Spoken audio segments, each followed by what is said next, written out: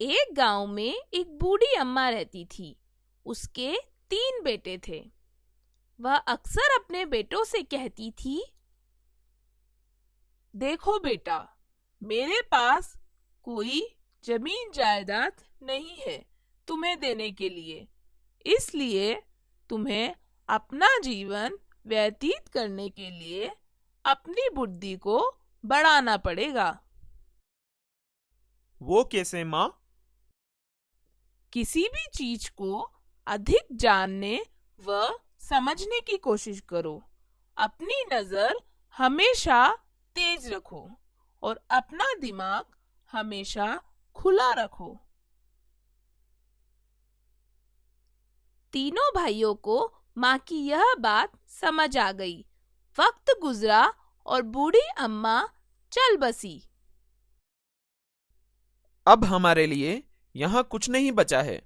चलो दूसरे गांव जाकर कुछ काम करते हैं। हाँ भैया, आप सही कह रहे हैं। वैसे भी मेहनत मजदूरी करके हम लोग अपना पेट तो भर ही लेंगे। तीनों भाई निर्णय करके गांव से निकल पड़ते हैं। तीनों भाई गांव से निकलकर जंगल की तरफ बढ़े। अपने माँ के कहे अनुसार तीनों भाई हर वस्तु को अपनी पेनी नजर से देखकर व अपने दिमाग में रखकर आगे बढ़ते गए। तभी उन्हें रास्ते में एक राहगीर मिला। तुम किसी खोई हुई चीज की तलाश कर रहे हो क्या? हाँ, तुम्हारा ऊँट खो गया है ना? हाँ। क्या तुम्हारा ऊँट काना है? हाँ, पर यह बात तुम्हें कैसे मालूम? उस पर एक महिला और एक बच्चा सवार थे ना? राहगीर ने तीनों भाइयों को शक की निगाह से देखा। मेरा ऊँट तुम्हारे पास ही है। बताओ तुमने उसके साथ क्या किया है? अरे नहीं, तुम गलत समझ रहे हो। हमने तो तुम्हारा ऊँट देखा भी नहीं।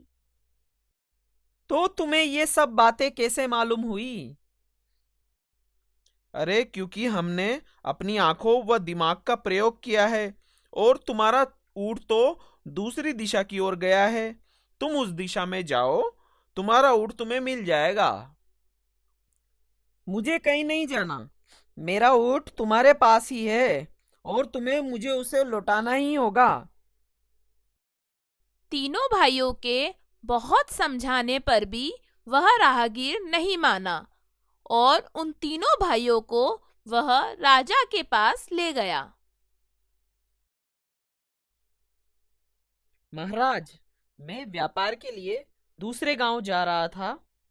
पीछे पीछे मेरे काणे ऊँट पर मेरी पत्नी व मेरा बच्चा भी आ रहे थे। अचानक वह खो गए। जब मैं उन्हें खोजने गया तो मुझे यह पैदल 3 राहगीर मिले।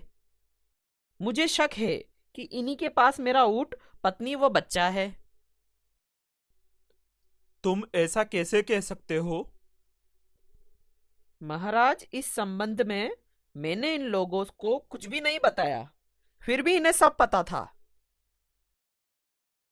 अच्छा, तो इन्हीं तीनों ने तुम्हारा ऊँट, पत्नी और बच्चे को चुराया है। हमारा हुक्म है कि तुम तीनों इसका ऊँट और परिवार वापस करो। नहीं महाराज, हमें नहीं पता कि इनका ऊँट और परिवार कहाँ है। तो तुम्हें इनके ऊँट और परिवार के बारे में सही सही कैसे पता? यह कोई अचंभे की बात नहीं है महाराज। हम अपनी पेनी नजर व तेज बुद्धि से किसी भी वस्तु के बारे में बिना देखे पता लगा सकते हैं। अच्छा, तुम लोग बिना किसी वस्तु को देखे उसके बारे में पता लगा सकते हो? जी महाराज। ठीक है, मैं तुम्हारी एक परीक्षा लेता हूं। अगर तुम तीनों उस परीक्षा में पास हो गए तो मैं मान जाऊंगा कि ऊंट तुमने नहीं चुराया है। महाराज के आदेश पर सैनिकों द्वारा सभा में एक पेटी लाई गई। तीनों भाइयों ने उस पेटी को ध्यानपूर्वक देखा। हाँ तो बताओ, इस पेटी में क्या है? हम बता सकते हैं कि इस पेटी में बहुत ही हल्की और गोल वस्तु है। इस पेटी में अनार है और वह अनार अभी कच्चा है। राजा ने उस पेटी को खुलवाया तो उसमें अनार ही था। राजा के आश्चर्य का कोई ठिकाना नहीं था। राजा ने उस राहगीर से कहा, यह तीनों चोर नहीं है, बल्कि बहुत ही समझदार हैं। तुम्हारा ऊंट जरूर खो गया है। जाकर उनकी बताई दिशा में उसकी तलाश करो। फिर राजा ने उन तीनों भाइयों से कहा, तुम तीनों बेकसूर हो। जाना चाहते हो तो जा सकते हो, परंतु सबसे पहले मुझे ये बताओ कि तुम्हें कैसे पता चला कि उस व्यक्ति का ऊंट गुम हुआ है और वह कैसा दिखता है? इस पर सबसे बड़ा भाई बोला, महाराज, जमीन पर पड़े निशानों से पता चला कि वहां से कोई ऊंट गुजरा है। अच्छा, तो ये कैसे पता चला कि वह ऊंट काना था? इस पर दूसरा भाई बोला, मैंने इसका अंदाजा इस प्रकार लगाया महाराज कि सड़क की दाईं ओर की घास ऊंट ने चर रखी थी और बाईं ओर की घास वैसी की वैसी थी। बहुत खूब। अच्छा, यह कैसे पता चला कि उस ऊंट पर एक औरत और बच्चा बैठा हुआ है? इस पर छोटा भाई बोला, मैंने एक जगह ऊंट के घुटने टेक कर बैठने के निशान देखे थे और उसी के पास एक औरत की जूतियों के निशान थे। वह दो निशान मैंने छोटे बच्चे के पैरों के देखे, जिससे पता चला कि उस ऊंट पर कोई औरत और बच्चा था। बहुत खूब। लेकिन तुम्हें यह कैसे पता चला कि उस पेटी में अनार है? आपके सैनिक जिस प्रकार उस पेटी को उठाकर ला रहे थे, उससे साफ पता लग गया कि उसमें कोई हल्की वस्तु है, और जब उन्होंने उसे नीचे रखा तो उसमें से लुढ़कने की आवाज आई। अच्छा, तो यह कैसे पता चला कि उसमें अनार ही है? कोई और वस्तु भी तो हो सकती थी ना?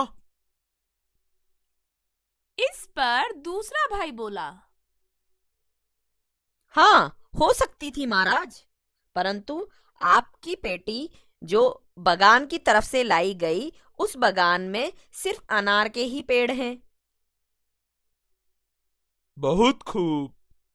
परंतु तुम्हें यह कैसे पता चला कि वह अनार कच्चा है?